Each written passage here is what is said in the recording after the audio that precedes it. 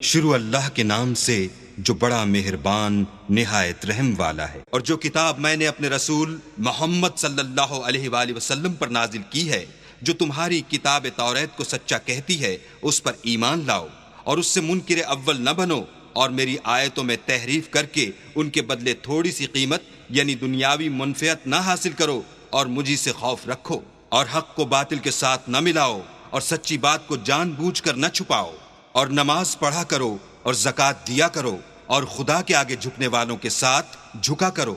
ये क्या अक्ल की बात है कि तुम लोगों को नेकी करने को कहते हो और अपने तईं फरामोश किए देते हो, हालांकि तुम किताब खुदा भी पढ़ते हो।